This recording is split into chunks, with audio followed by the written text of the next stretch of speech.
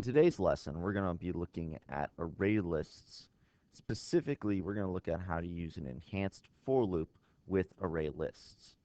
So first thing we're going to do is we're going to import java.util.ArrayList. So let's talk about enhanced for loops. So an enhanced for loop only works on collections, which array lists are. The enhanced for loop gets the value from the array list and stores it into another variable. Each iteration of the loop goes to the next index value in the array list. So here's the basic premise of an array list, an enhanced for loop using an array list. So for, and then you have an object, and then the name of that object.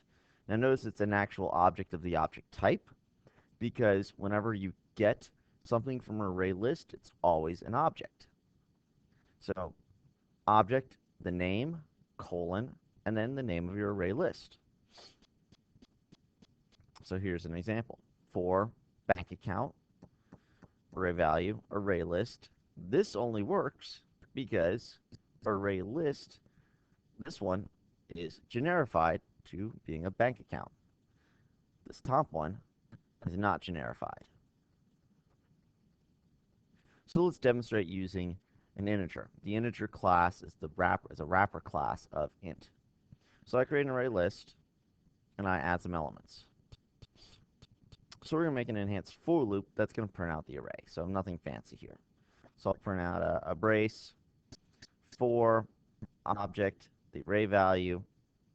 So again, object of the object type, its name, and then this is the name of the array list. System.out.print, so we're going to print out the array value, comma, and a brace. So again, like I said, nothing fancy, and let's see what it does. There we go.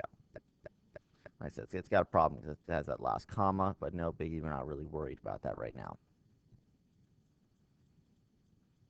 Now let's create a generified array list of bank account objects.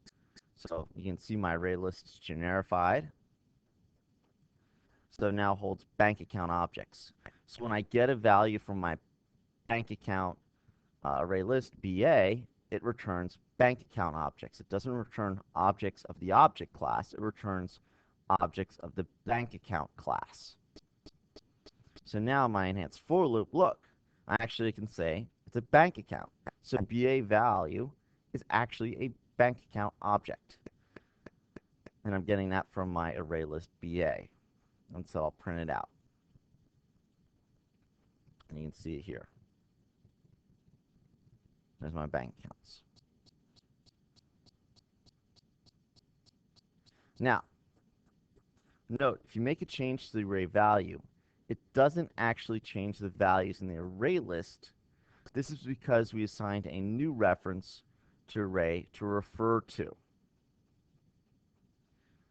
Also note the reason this is the way it works is because there's no mutator methods in the integer wrapper class. So I can't actually modify it. But I'm going to demonstrate that. So I create this, I print out my array that has not been changed. My array list hasn't been changed. I do an enhanced for loop, object, the array value, and then the array list. Now here, I'm going to be changing the value by 1, but because array value is an object of the integer class, it doesn't actually change what's in our array. It's because there's no mutator methods in the integer wrapper class. So these objects are immutable. So it actually creates array values now actually assigned a new reference to what this is and assigns this value. But this no longer refers to the same thing this one did. So when I print it out saying changed array, well, it's not actually changed. Am I not changed?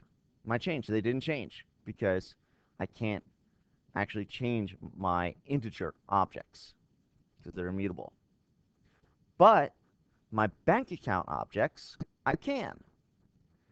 So if we change the value using enhanced for loop, it changes the object because these objects are mutable. So I print out my not changed array. I get my bank account, assign it to BA, value. This is my array list. So I deposit money into my account, and I print it out.